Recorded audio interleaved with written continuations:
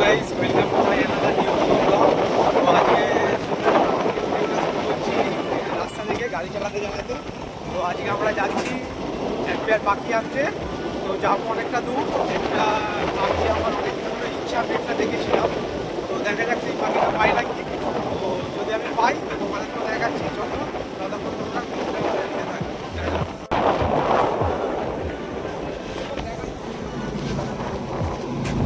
তো hello guys, আমাদের পাখি আনা হয়ে গেছে।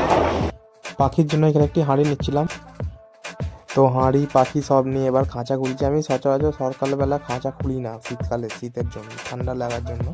তো পাখিগুলোকে ছাড়বো শীতকালে পাখিদের কেয়ারটা একটু বেশিই দরকার, নাহলে ঠান্ডা লেগে যেতে পারে। তো খাঁচা ফাঁচা সব খুলে নিলাম আমি।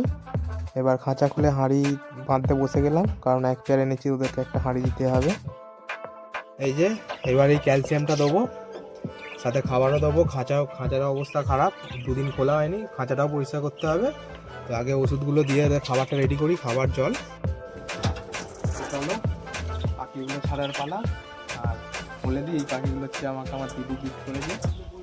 এই যে একটা পাখিদেরকে ওষুধ, সিড মিক্স, ডায়েট সব দিয়ে খাঁচা পরিষ্কার করে এবার পাখিগুলোকে আস্তে আস্তে ওদের নতুন জায়গায় ছেড়ে দিচ্ছি। তো কেমন লাগলো পাখিগুলো অবশ্যই কমেন্ট করে জানাবেন। এবার আমি আমার কলোনির যে টোটাল যে পাখি এখন আছে 5 পেয়ার পাখি, পরে আরও আসবে। এই যে হচ্ছে আমার 5 পেয়ার পাখি। এগুলো কেমন লাগছে সবাই একটু দেখে জানাবেন। তো এরকম আরও নতুন ভিডিও পেতে, পাখির ভিডিও পেতে সাবস্ক্রাইব করে পাশে থাকবেন। আর ভিডিওটি ভালো লাগলে লাইক, শেয়ার, সাবস্ক্রাইব করে দেবেন। ধন্যবাদ।